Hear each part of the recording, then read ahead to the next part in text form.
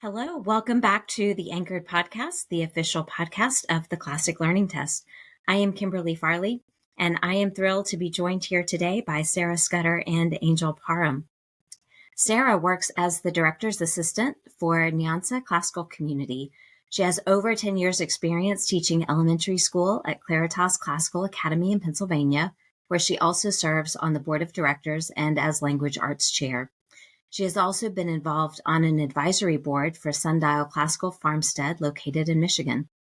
Over the last few years, she has developed and written multiple curricula in Bible, phonics, literature, and other areas, alongside acquiring a Master of Arts in Teaching and Classical Education from Templeton Honors College. Sarah lives in inner city Philadelphia, where she works alongside her husband in ministry at Bethel Chapel Church. They have 4 daughters who attend Claritas Classical Academy. Thank you for joining us, Sarah. It sounds like you've been quite busy. Thank you for having me. And we are thrilled to be joined by our own president of our Board of Academic Advisors here at CLT, Angel Parham. Angel Adams Parham is a sociology professor at the University of Virginia, and she is passionate about education across the K through 16 educational spectrum. Her research and teaching are inspired by classical philosophies of living and learning that emphasize the pursuit of truth, goodness, and beauty. She homeschooled her daughters for 13 years and is the co-founder and executive director of Nyansa Classical Community, an educational nonprofit focused on K through 12 students, which provides lower and upper school curricula in the humanities to schools and homeschools. Nyansa curricula and programs are designed to connect with students from diverse backgrounds, inviting them to take part in the great conversation, cultivate the moral imagination, and pursue truth, goodness, and beauty. Angel is co-author with Anika Prather of The Black Intellectual Tradition, Reading Freedom in Classical Literature, published by Classical Academic Press. And as I mentioned, she is our Board of Academic Advisors president, and thank you so much for being here today. I've really been looking forward to this conversation ever since I learned about Nyansa. So, Angel, why don't you start us? Tell us a little bit about Nyansa. Well, first of all, what does it mean, and what's the inspiration for it? Sure. Thank you so much for having us here today. We're just so excited to be able to share with you this work. So first of all, Nyansa means wisdom in the Akan language of West Africa, from Ghana. And that name is really chosen very deliberately. So the whole mission of Nyansa is to bring classical learning to a very diverse group of people. And so even linguistically, we're trying to kind of signal that in the name, Nyansa Classical Community. And the little logo that's associated with it is an Adinkra symbol, also from the Akan of West Africa. And that symbol is associated with a saying that means the one who does not know can know through learning. So that's a little bit of the background of the name and the logo. So how this all came about was when I was still homeschooling my daughters. We were living in New Orleans, and we lived in a very pretty much like Sarah now. So Sarah, lives in an inner city community in Philadelphia. So we lived in a very similar situation in New Orleans. And my daughters were very young, and I was homeschooling them. And, we were just doing this wonderful, rich classical learning. Meanwhile, the families around me, the parents, were struggling with their kids in terms of education. And they knew that I was an educator. And so they would ask me, what resources do you have? Or, how can we work to try to get a better education for our kids? So about the same time that this was happening, a homeschool friend of mine, Danielle Bennett Dukes, another African-American woman homeschooler who was homeschooling classically, we got to talking and we said, we should create a program that is community oriented that would help to give the kids in our neighborhoods a classical education. And so that is where Nyansa came from originally. And so a lot of what we were doing at home, reading these wonderful classic works, we started doing in the community. And again, we kind of braided them together with many diverse kinds of text. I love that. I think it's beautiful that, it originated from this real need in the community reaching out to you to say, how can we incorporate this? So Has Nyansa always been used by homeschoolers, or is it open for broader use than just homeschool education? So from its beginning, it was really being used among children who were in public schools. So I and my co-founder were both homeschoolers, but the kids who were in the program were from public school. So really from the beginning, it's been trying to reach kids who often wouldn't have a classical education. However, as this is our 8th year, so as we have grown, there have been many homeschoolers who've also been interested in using it, which I think works very, very well. So it's really something that can be used in a variety of places. There have also been schools that have used it as an after-school program. I ran it as an after-school program for kids mainly from public schools, but there have been classical schools that have used it as an after-school program. We had last year a small alternative public school in Houston use it. And we've had some people use the curriculum during the school day, others after school, some homeschool. So it's really quite flexible. Can you give us a little more information about like what does this program look like? It's Christian and classical, is that correct? That is correct. Yes. So we have lower and upper school curricula. Just to give you an example, the first year of the lower school curricula, it's 20 weeks centered around Greek mythology. And every week is a different virtue. And so we pair Greek myths with Bible stories around the same virtue. So they're kind of braided together. And then we also have biographies of people of virtue that are good for children to emulate and who have really demonstrated the particular virtue that we're focusing on that week. We have picture study. So we draw a little bit on Charlotte Mason. We have narration. So all of these wonderful, rich pedagogies that many classical schools and homeschools are going to be familiar with, we have that integrated into the curriculum. And then we also have an upper school curriculum with more complex text. So the one that we just got finished doing for upper school last year, for instance, the young people read the Iliad, and they read it together with an epic from West Africa and the country Mali, the legend of Sundiata. So again, kind of putting these two things into conversation. And that curriculum also has picture study, poetry, um, you know, so many things that just make it really rich and alive. And Sarah, as we'll hear from, has had some really wonderful experience putting this into action with kids. Yeah, Sarah, can you tell us a little bit about how you're using it this year, what that program looks like, and what you've seen? Absolutely. So I want to back up a little bit and just kind of talk through how I started to use Nyansa's curriculum, which was 2 summers ago. I had met Angel through the MAT at Templeton and had heard about this, and being from inner city Philadelphia and teaching at a classical school, it was, love at first sight of here's classical education that I can bring to my community. My children are having this amazing education and looking for ways that kids in my youth group and kids who I interact with on a daily basis can have the same access without ever really being able to step into a classical school. And so I had met Angel and used the year one curriculum with 2 boys from my youth group. And so it was kind of more of a tutoring situation. One was in 9th grade and one was in 6th grade. And being able to work with them one-on-one and doing the Greek mythology and the picture studies really just resonated with them. And they kind of came to life. The tutoring had to stop about mid-year, so I wasn't able to kind of continue it. But from that, my husband, who is the pastor at my church, who also just has a heart for classical education, with seeing what our children have kind of grown up into and how it's worked so well for them, had also kind of the same burden for the kids in our church. And so after seeing the tutoring with the 2 boys, we started working towards opening this after school program. So this October, we finally were able to start classes, and we started off with about 12 children. And we have a younger group that's K through third grade and an older group that's fourth through sixth grade.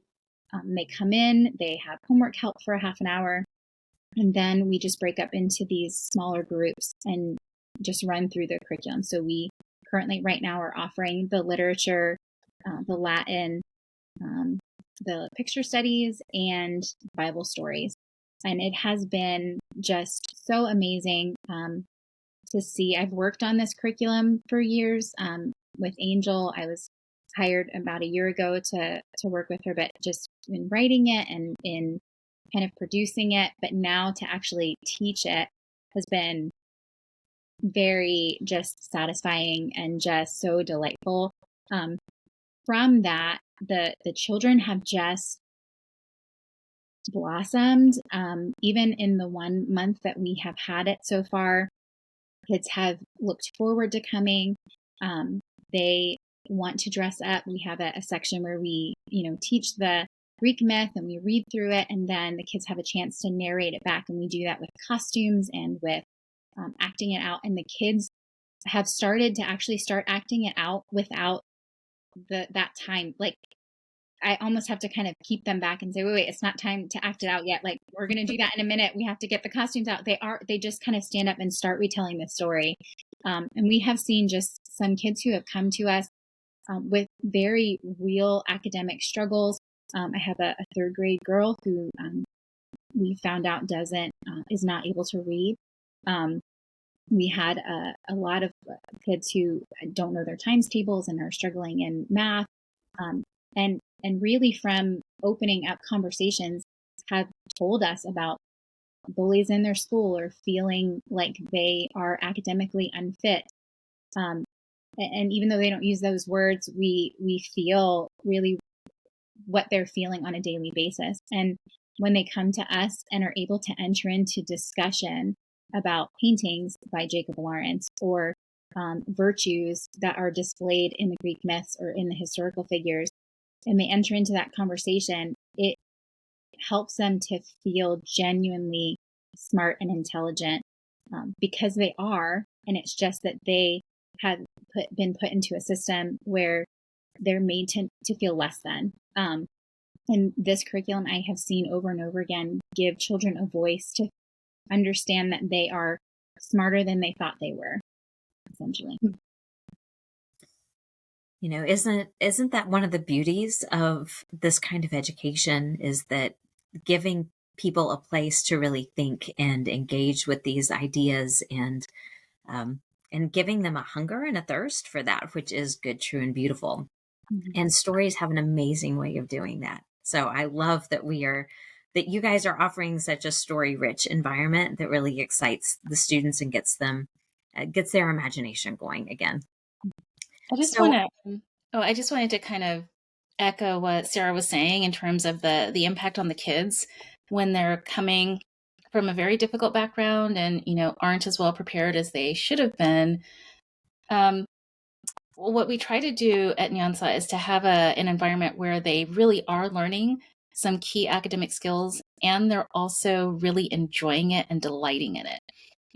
That's really important to us. We don't want it to just be an extension of, a school day that's already frustrating for them. So we want them to be able to learn well. So you have the homework help, and then, we would do things like the math facts, that Sarah's saying, something that I found as well. And so we would kind of turn it into a game, and we'd have flashcards and, how fast can you get them and memorize them, and then little rewards, when they do it. And then in terms of the stories, like what you're saying, one of the things that we just loved so much that we're hoping to do again this year, collecting from Sarah's program and other programs. Unfortunately, the one in New Orleans is not going anymore. But when I was there, when we were doing the Greek mythology, we had the kids write poetry. And then we commissioned these beautiful images that were kind of reinterpretations of the Greek gods and goddesses from different ethnicities, just a kind of imaginative redoing of them. And the kids wrote poetry to go along with the Greek myths. And then we had the images and the poetry put together into a booklet, a poetry booklet. And the kids were just so proud, like this was their own work. And a local diner owner bought 100 copies of it and invited our kids over, treated them to lunch, and then had them sign copies for the patrons. And when I tell you, these huge grins and lines of adults, waiting to get their signed copy of this poetry book, it was really so beautiful. And you could just see the pride in the kids, that they had worked really hard. They had learned the stories and then written their own poetry. And then it was together with these beautiful images. And now they were, in this place of honor. And so that's the kind of thing we want to keep doing, is you reinforce those basic academic skills, but you're also giving them the rich story, the rich art, and, the writing outlet. What an amazing gift to have that the community location really partner with you guys in giving these kids something of great value, or recognizing the value that they had brought to something. So Sarah, tell us, like, how many days a week is your group meeting? Is it every day? And, how does that work as far as where did you get your students? Are they excited to come? How does that work within your community? Yeah, so we meet 2 days a week. Right now, only on Mondays and Tuesdays. Just from the workers that we have, we couldn't do any more days than that. And so that obviously lessened the pool of children that we could have. A lot of times parents are looking for a 5-day-a-week homework help or a place to put their children. And we just kind of had to make the decision that it was better to have a core group of children that we knew could meet Mondays and Tuesdays, because that was what our workers could do. What we found very effective, and has really been effective for our church even, is that we were able to get into our local schools back to school night. And so in my neighborhood, there are 3 elementary schools within like walking distance of our church, really. And so we weren't able to get into one of them, but we were able to get into the other 2. And that's where most of our children came from. And then actually even from being able to build that community kind of tie through the after school program, we have also seen kind of a jump even in our youth group of connecting with families who now know that we're here, that we care about the community, that there are people who are active in the community from our church. And so that has been almost a kind of revitalization of even our church members to see a new avenue to make connections to the people around us, and to make a connection to families, and to show that to our community that we care about the community so much that we want to enter into helping educate their children. Was it difficult to find people? Like, how are the kids? Obviously, once they get there and they see what all they're doing, they're excited about it, right? Like both of you have talked about, right? That this is just this amazing thing, that they're excited to act out the stories, to look at the pictures, to write the poetry. But is that a hard sell initially? Like, come for extra education at the end of your day? I don't think so. Some of it is, a lot of these kids are used to kind of going to some form of after school program. That's what we found, at least with the children that are coming to our program. Parents didn't really give their children a choice. We were at the back to school night where there's tons of other programs that are offering back to school, and we just happened to be another one that they were signing up for. I will say, if it was a hard sell for the children, once they got there, that really hasn't been an issue. And in fact, this last couple weeks, we lost a couple of children because their parents needed a 5-day-a-week. And so we always knew that was going to sometimes cause an issue. But I will say that kids who had to go into the 5-day-a-week program all cried and told their mom that they, if there was any way that they could come back, please let them. And so we left that open to the parents of, yes, if anything changes, they are always welcome back. And they were so sad to leave us. They told their parents how much they felt loved and heard, and obviously not necessarily in that language, but their parents understood that we were something different from other programs that they have interacted with. And so even if we lost them, I'm glad that we made that impact for the time that we had them. Absolutely. So is Nyansa in other programs, other places right now? Obviously, it's a curriculum that you can use for homeschool, right? But are there other after school and more ministry based things like you've got going, Sarah? Are those happening in other parts of the country? Mostly right now, we have a lot of homeschoolers who are using our curriculum. We have a group that's based in Atlanta that uses our curriculum as a part of their co-op. So they teach part of our curriculum, and then also parents are able to continue that at home, and they have appreciated the discussion questions and that kind of thing to be able to continue the conversation. We have a couple of places that are using it as supplemental curriculum within their classical school. So able to kind of bring in more diverse voices and writings has been a great draw for classical schools. And then I do have two programs who are using it as an after school. One is an individual woman who is kind of doing what I am with one or two students and is meeting with them and has had similar stories of just the children really opening up in that discussion time and grasping that those stories are not just stories that help them academically, but are stories that connect with them on a deeper level, and have allowed her to have just really great conversations of things that they're personally struggling with, and allowing that to kind of be effective. And then another, I think, ministry type that helps people who are immigrants and who are wanting to provide additional education for their children. And so that group is using our curriculum currently right now. So, Angel, as you developed this, met this need initially in your own community, and then it has expanded from there, what are your, I guess, your big picture ideas? Like, where would this go if you had if all your wishes were granted, right? Your dreams fulfilled, what would this look like? Great question. First, I just have to say that Sarah is amazing. She is the reason that we're able to really multiply this way. She's just been wonderful in terms of kind of getting new partners and helping to train them and really just keeping the vision multiplied, which it just makes me so happy.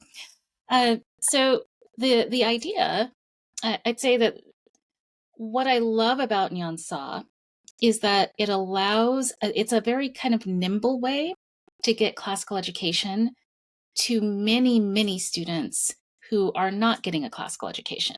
Of course, it would be great if we had more and more children getting a full day classical education, and we hope that continues to grow. But the vast majority of kids in our country do not go to classical schools and probably won't, at least for a very long time.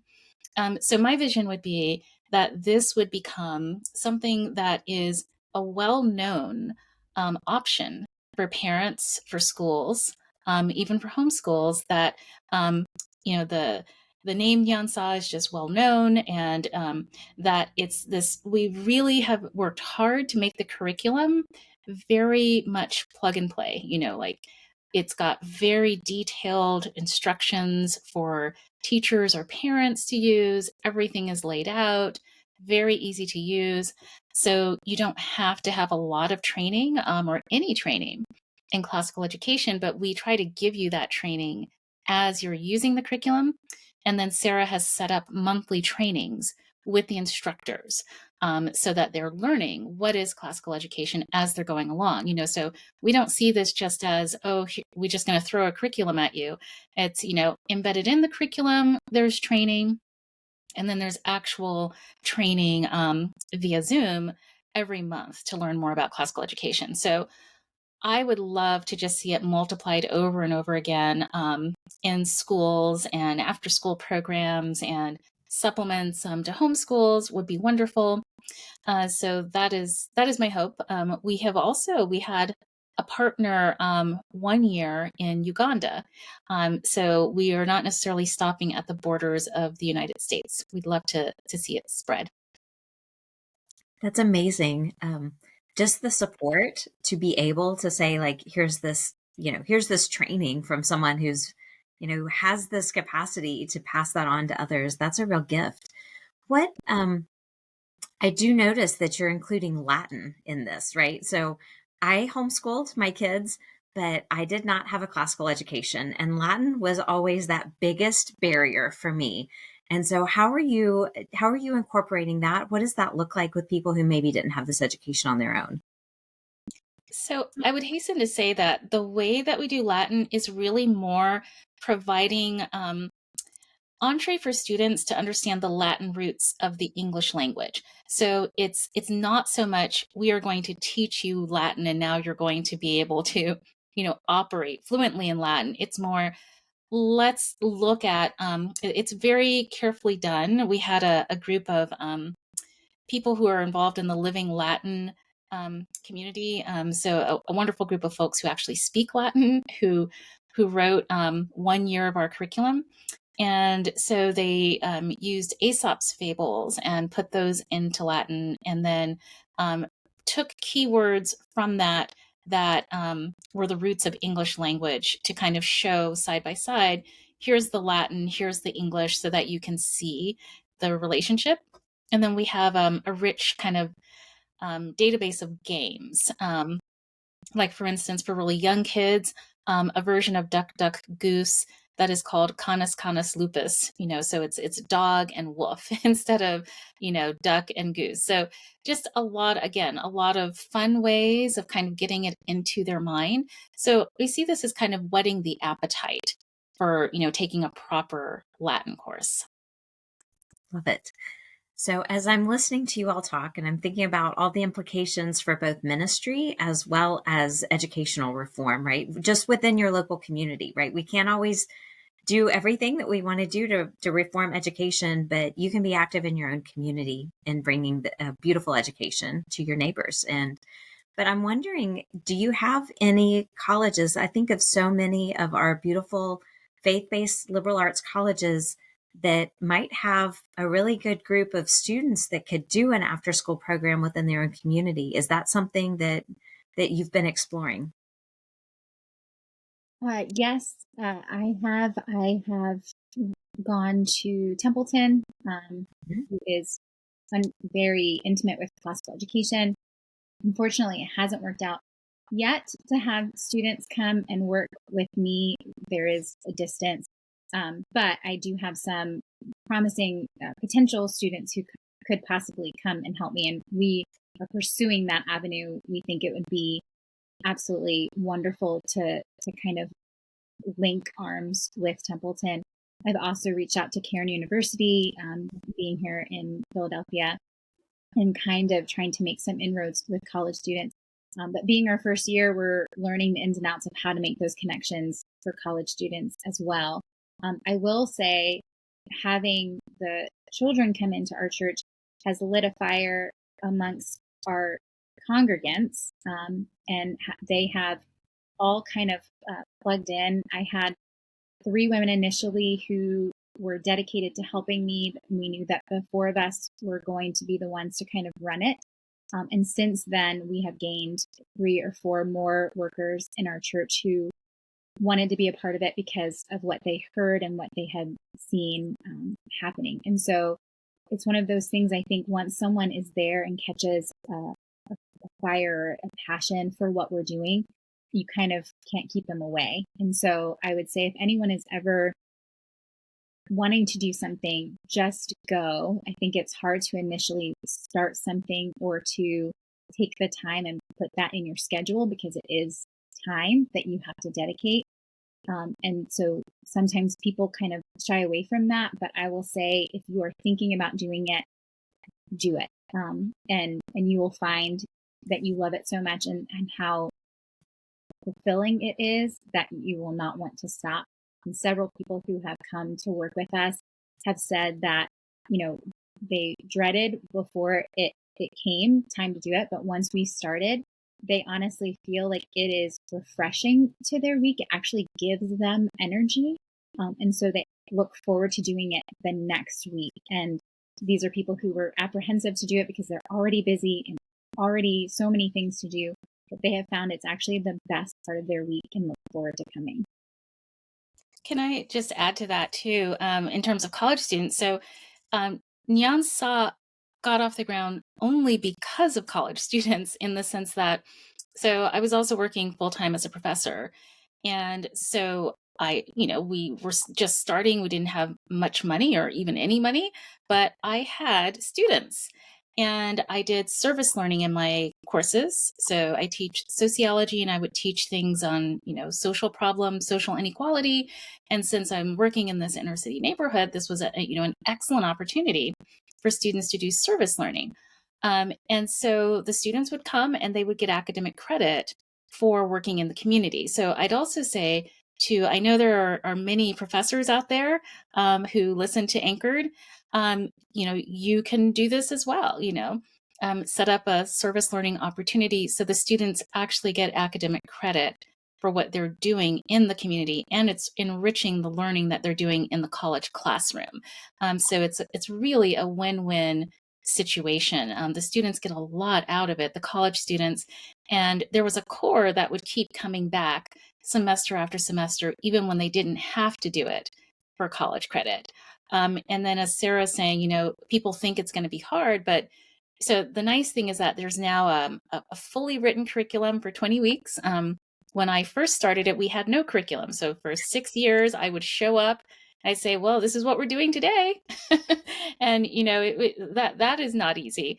But now that it's a fully written curriculum and we've got training underpinning it, it's very, very approachable for someone to start. All right. So if people are now very excited about it after learning more, how would they connect with you guys to maybe look at starting an after school program or using it in their homeschool co-op? What's the best way to get in touch? I would say if you want to follow what I'm doing in Philadelphia and you would like to kind of stay in touch with how my personal after school program is going, you can go onto Facebook and look up Bethel After School. It has a little book symbol that you can follow us. And I would love to have everyone reach out to me and just watch as we kind of go along this year. If you want to know more about Nyansa, you can visit our website at nyansaclassicalcommunity.org and fill out our contact information. And then we will contact you back and give you some more information, as well as you can sign up for our newsletter.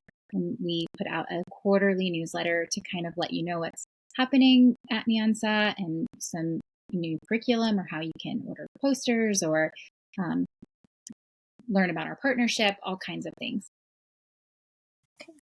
And just in case people are wondering how to spell it, it's Nyansa, right? Yes, Okay, that's perfect. All right. Well, I wish you all the best. I love what you're doing, and I think it would be amazing to see more and more kids who maybe don't have access to this beautiful, rich education to get at least a little bit of it in an after-school program. So I would love to see that grow. Before we leave, we have to ask the hardest question of the podcast always. So I will give you all a choice of one of two questions to answer. You can either tell us the book that has most inspired you, maybe something that you return to again and again, or since we're talking about children and education so much, maybe you want to talk about your favorite read aloud. So I will let you choose how to answer. You can answer both if you wish, but I would love to just end on that note to give our listeners some more great reading choices. I guess I'll go first. So I will answer both because I just can't not.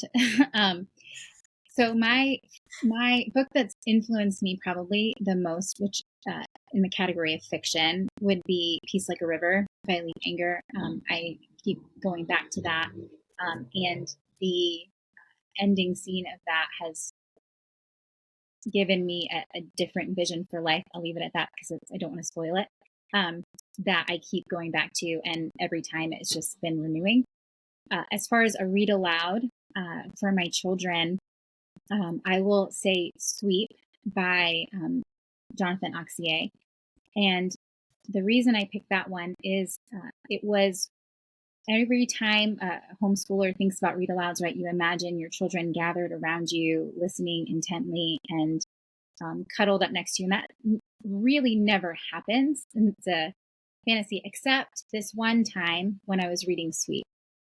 It got to a certain point in the story, and one by one, my children all found themselves cuddled up next to me as I was weeping through reading the last pages of the book.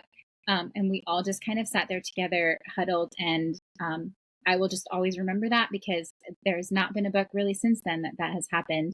And so that to me stands out as the greatest read aloud experience that I've had with my kids.